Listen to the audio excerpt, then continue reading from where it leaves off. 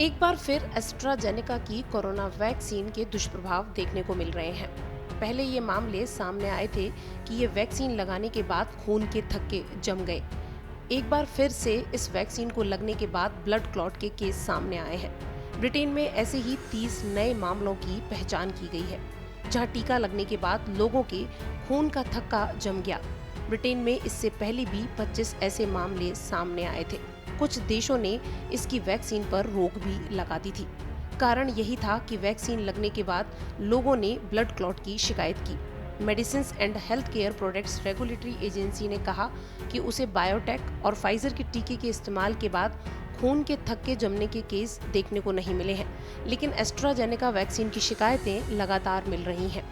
गौरतलब है कि 18 मार्च को ब्रिटेन में मेडिसिन्स रेगुलेटरी ने ये कहा था कि 11 मिलियन वैक्सीन की डोज दिए जाने के बाद 5 केस ऐसे आए हैं जिनमें रक्त के थक्के जमने की शिकायतें मिली हैं।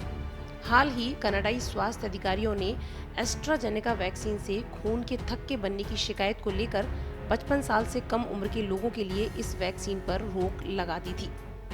इस संबंध में हेल्थ कनाडा ने एक बयान जारी किया। बयान में कहा गया कि एस्ट्राजेनेका के टीके के बाद होने वाले थ्रम्बोसाइटोपेनिया यानी कम रक्त प्लेटलेट्स और थ्रम्बोसिस यानी रक्त के थक्के के मामले सामने आने के बाद ये फैसला किया गया है। कनाडा को अब तक एस्ट्राजेनेका वैक्सीन की 5 लाख खुराकें पहुंचाई जा चुकी हैं, जो सभी कोविशील्ड ब्रांड के तहत सीरम इंस्टीट्यूट ने बनाई हैं।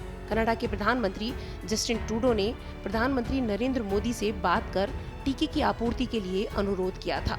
गौरतलब है कि कनाडा से पहले वैक्सीन की डोज लगवाने वाले लोगों में ब्लड क्लॉट की शिकायत आने के बाद डेनमार्क, नॉर्वे, ऑस्ट्रिया समेत 7 यूरोपीय देशों ने एस्ट्राजेनेका की कोविड वैक्सीन पर अस्थायी तौर पर रोक लगा दी थी।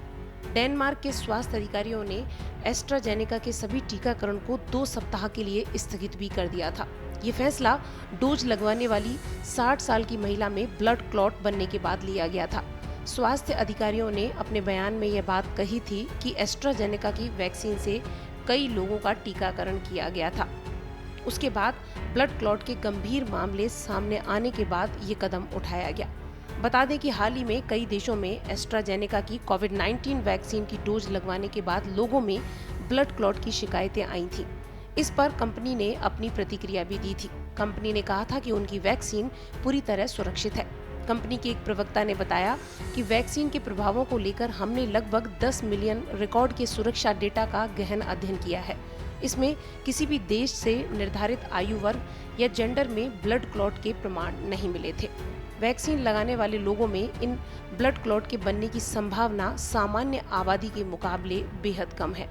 गौरतलब है कि WHO ने भी इन मामलों के सामने आने के बाद वैक्सीन को लगातार लगाए जाने की वकालत की थी।